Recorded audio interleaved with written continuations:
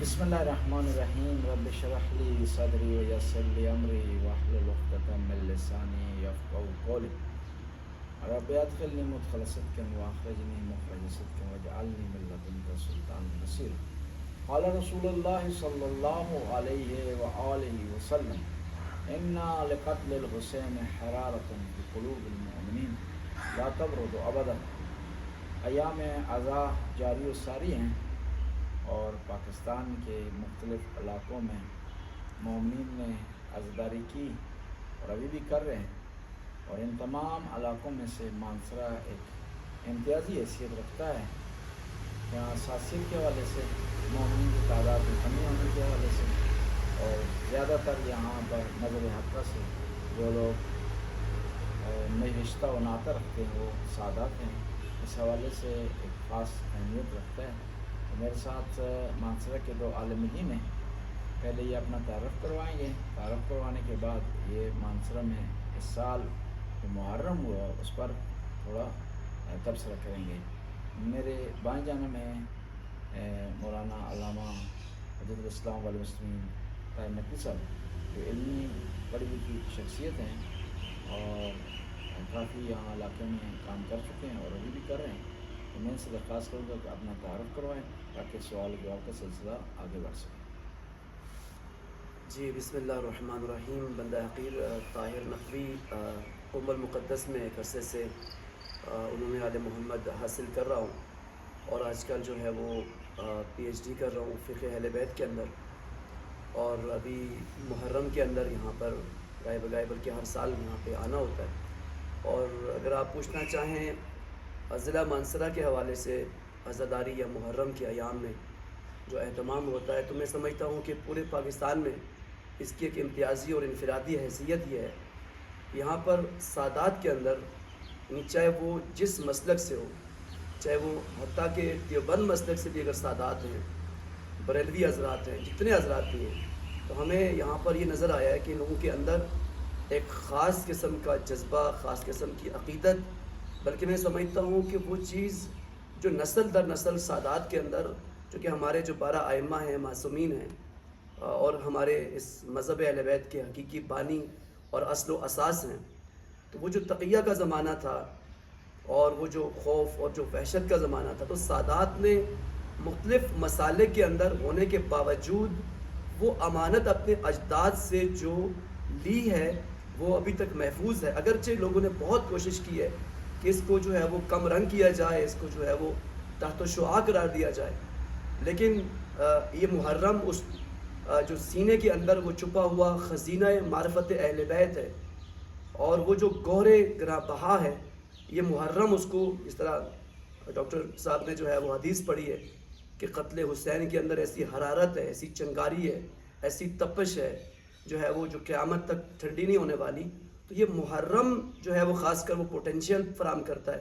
کہ وہ جو چھپا ہوا گوہر ہے، وہ جو خزینہ ہے معرفت اہل بیت کا، اس کو یہ یہاں پر ہائی لائٹ کرتا ہے، اور ہر مسلک کے افراد جو ہے وہ بالخصوص سادات وہ اس محرم کو خاص اہتمام سے مناتے ہیں،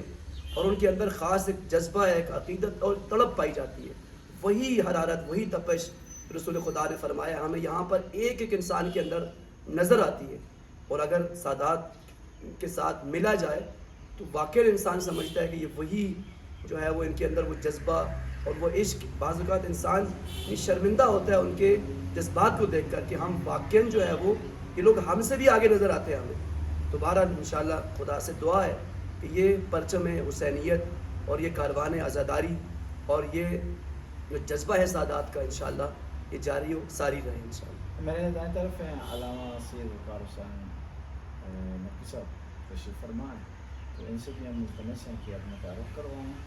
اور خاص طور پر اپنے یہاں یہ جو جس جگہ بیٹھے ہوئے ہیں یہ کون سی جگہ ہے، اور یہاں اس سال محرم کا اشرف کیسا ہے؟ اعوذ باللہ من الشیطان الرجیم، بسم اللہ الرحمن الرحیم۔ بندہ سید وقار حسین شاہ اسی مکان جہاں پر ہم ابھی بیٹھے ہیں یہاں کا رہنے والا ہوں، مانسرہ کا، غازی کوٹ کا، اور قم المقدسہ میں سعادت ملی ہے کچھ عرصہ پڑھنے کی۔ تو اس جو مقام ہے یہ تقریباً 1990 میں جو ہے وہ یہاں پر اس کا آغاز ہوا اس مسجد کا، اور ابھی الحمدللہ یہاں پر عشرہ محرم الحرام پہلا عشرہ، اور پھر وہ حضرات کا ہوتا ہے، مردوں کا، جینٹس کا عشرہ ہوتا ہے، اور اس کے بعد جو ہے ابھی دوسرا عشرہ کیا ہے وہ خواتین کا ہے، کہ جو ابھی جاری ہے 13 سے لے کر 22 تاریخ تک، 22 محرم تک۔ تو بہت اچھا ایک سسٹم چل رہا ہے، اور اگر اس کے اوپر ایک پلاننگ کے ساتھ ایک جو ہے وہ اچھے طریقے سے اگر انسان آگے بڑھیں تو انشاءاللہ امید ہے کہ جو ہے وہ اس میں دن بدن اضافہ ہوگا، اور اضافہ ہو رہا ہے۔ اگر کوئی اچھا پڑھنے والا ہو، اچھا ڈیلیور کرنے والا ہو، تو یہاں پر مومنین، سادات، غیر سادات، اور خصوصاً اہل سنت کے برادران جو ہیں، جو تشنہ ہیں اس اپنی اس فطرت کے تقاضے کے مطابق، کہ جو ان کی فطرت میں ایک حریت اور آزادی اور دین، حقیقی دین کی جو ایک تڑپ ہے، وہ لے کر جو ہے وہ جوک در جوک آتے ہیں اس ادارے میں، اس مسجد میں، دوسری جگہوں پر بھی جاتے ہیں، لیکن ادھر بھی الحمدللہ۔ تو یہ ہے کہ جو ہے وہ اگر آپ یہاں بتا سکتے ہیں کہ جو آپ کا جلوس ہوتا ہے 7 محرم کو، جی، یہ کب سے شروع ہوا اور اس میں کتنی تعداد ہوتی ہے، اور اس میں کیوں لوگ ذوق و شوق اور غلبے سے شرکت کرتے ہیں؟ یہ جو ابھی چونکہ اس ہماری اس علاقے کی جو ہسٹری ہے، اس خصوصاً غازی کوٹ کی، میں وہ اس پہ بات کروں گا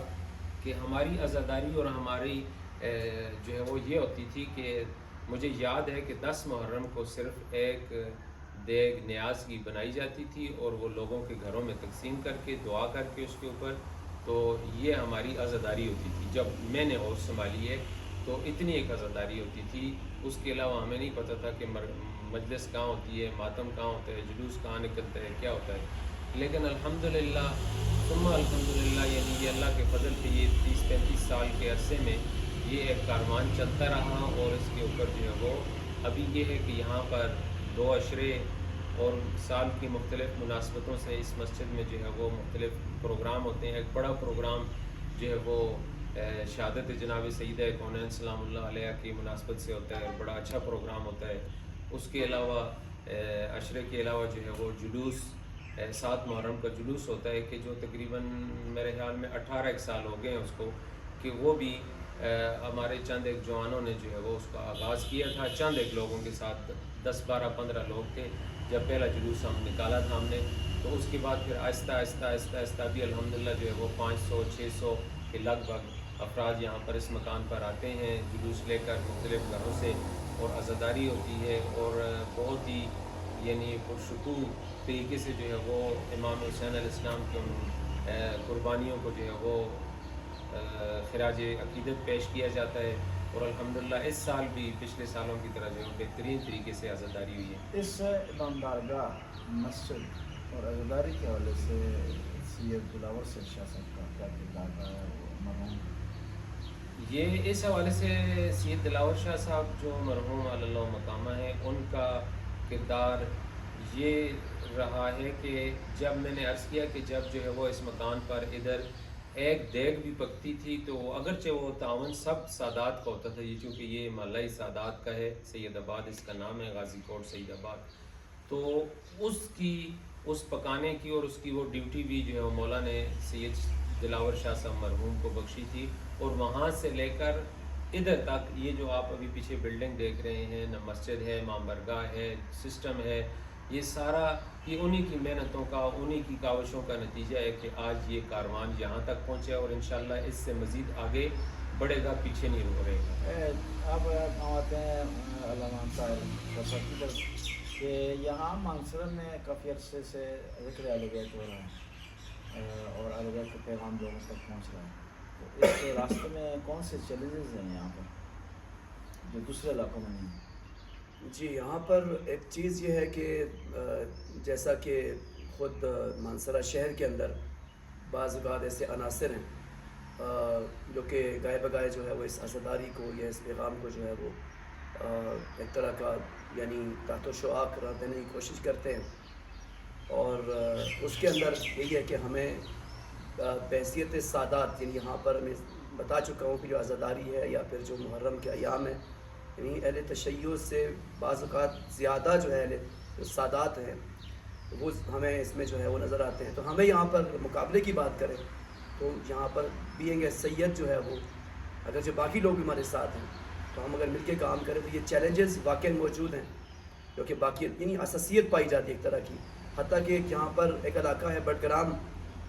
یہ جو لوگ دعویٰ کرتے ہیں کہ ہم جو ہے وہ سب کو مانتے ہیں, امام حسین کو بھی مانتے ہیں, باقی صحابہ کو مانتے ہیں, ہمیں کوئی اعتراض نہیں ہے, لیکن تمام تر شخصیات کے ایام منعقد ہوئے وہاں پر, لیکن 10 محرم کو اور اہل سنت سادات نے جو ہے پروگرام کیا ہے, دیوبند بلکہ لوگ ہیں, اور ان لوگوں نے امام حسین کانفرنس رکھی ہے. تو آپ دیکھیں کہ ان لوگوں نے جو ہے وہ جو مخالفین تھے جو دعویٰ کرتے تھے کہ ہم لوگ جو ہے وہ ہمیں کوئی مسئلہ نہیں ہے, ہم تمام سب کے ماننے والے ہیں, ان لوگوں نے جو ہے وہ وہاں پہ پریشرائز کیا اور پروگرام کو کینسل کرایا. یہاں سے پتہ چلتا ہے کہ کچھ ایسے خاص افراد ہیں کہ جن کا تعلق مسلک کے ساتھ نہیں ہے بلکہ کسی مسلک کے لبادے کے اندر آ کر جو ہے وہ اپنے عزائم کو پورا کرنے کی کوشش کرتے ہیں. اور جو جیسے نقوی صاحب فرما رہے تھے کہ بٹگرام میں تو اب سادات کے اندر وہ جو چھپی ہوئی ایک حسینیت اور جو چھپی ہوئی دین فطرت ہے وہ ابھی اور بڑھ کے آگئی. جیسے انہوں نے پروگرام کو رکوایا ہے تو ابھی انہوں نے اعلان کیا ہے کہ اس پروگرام کو ایک پروگرام کو رکوایا ہے تو ہم چھتر پلین میں بٹگرام میں اور خود مانسہرہ کے اہل سنت سادات نے یہ اعلان کیا ہے کہ ہم مانسہرہ میں جو ہے وہ ایک بہترین عظمت شہداء کربلا کانفرنس کا انشاءاللہ انعقاد کریں گے. جی ہم کلوز کرتے ہیں اپنے بیس کو. بڑا ہم استفادہ کیا تو عالمین دلین سے کہ انہوں نے اپنے بیانات اور جو اپنے خیالات کا اظہار فرمایا. علامہ وقار شاہ صاحب کی خدمت میں حاضر ہیں. تو آئندہ مانسہرہ میں ذکر حسین کو, ہم شیعہ سننے کی بات نہیں کر رہے, ذکر حسین کو آئندہ کیسے دیکھ رہے ہیں؟ الحمدللہ ثم الحمدللہ جو ہے وہ جو ابھی جو ایک لوگوں کا رجحان ہے, چاہے وہ اکثریت سادات کی اور غیر سادات میں بھی,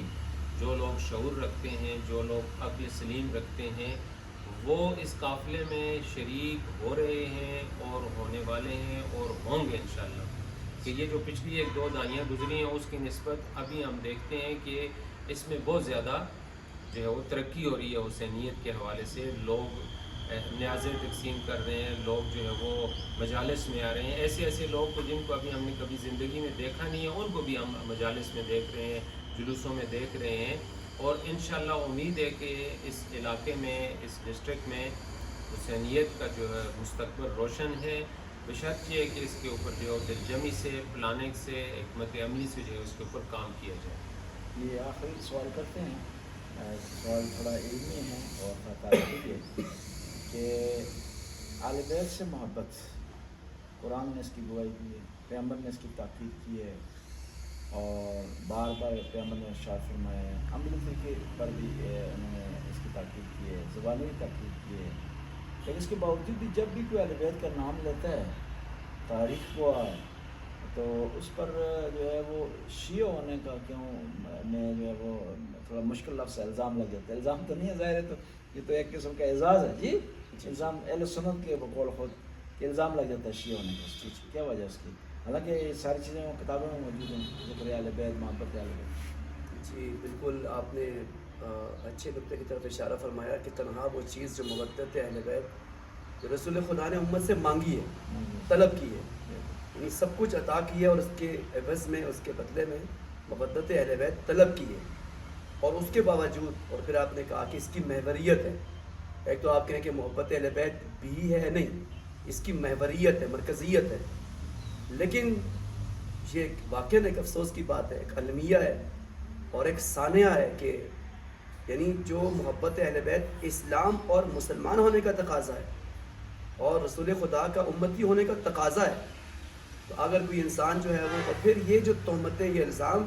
یہ آج کل کی بات نہیں ہے. امام شافعی پہ اعتراض ہوا, الزام لگا, ابو حنیفہ پہ الزام لگا. اس کے علاوہ جو بھی اپنی کتاب کے اندر اہل بیت کے فضائل کو بیان کرتا ہے تو اس کے اوپر یہ الزامات لگے ہیں. یہ ہمارا سوال ان لوگوں سے ہے کہ بھائی مذہب جو محبت اہل بیت ہے وہ اسلام ہونے کا تقاضا ہے, تو رہی بات کی وجہ کیا ہے، اس کے پیچھے سیاسی مقاصد ہیں. یعنی بنی امیہ اور بنی عباس کی جو حکومتیں جب برسر اقتدار آئیں تو ظاہر سی بات ہے کہ وہ اہل بیت کے مقابل میں تھیں. اب وہ کسی کو بھی اگر وہ یعنی دیکھتے تھے جو محبت اہل بیت کو بیان کرتا ہے تو ظاہر لامحلہ طور پہ وہ اہل بیت کے ذکر کو، اہل بیت کے فضائل کو اپنی ظالمانہ حکومتوں کے لیے خطرہ سمجھتے تھے. جب خطرہ سمجھتے تھے تو ان لوگوں نے کیا کیا کہ اہل بیت کی محبت کو کے ساتھ شیعت کا لیبل لگا کے یہ تاثر دینے کی کوشش کی کہ ایک مسلکی مسئلہ ہے اور یہ خاص فرقے سے منسوب ہے، اس کا تعلق اسلام کے ساتھ نہیں ہے. تو بہرحال یہ ایک پوری تاریخ ہے اس کی. آپ آخر میں انشاءاللہ دعا فرمائیں تاکہ جو ہم اس سیشن کو مکمل کریں. انشاءاللہ خداوند متعال سے دست پہ دعا ہیں کہ خداوند متعال ہم سب کو پورے پاکستان میں، پوری دنیا میں اور اس علاقے کے اندر اس پرچم حسینیت کو بلند رکھنے کی توفیق عطا فرمائے، اور شیعہ سنی تمام مسالک، تمام مذاہب کے افراد کو دل جمی کے ساتھ، اتحاد کے ساتھ جو ہے وہ آگے بڑھنے کی توفیق عطا فرمائے. اور جو دشمن قوتیں ہیں، جو مخالفین اگر قابل ہدایت نہیں ہیں تو خدا ان کو ناکام و نامراد فرمائے اور ہمارے امام زمانہ کے ظہور و تاجیل فرمائے اور ہمیں اپنے کردار سے خدا سے دشمن کرنے کی توفیق عطا فرمائے.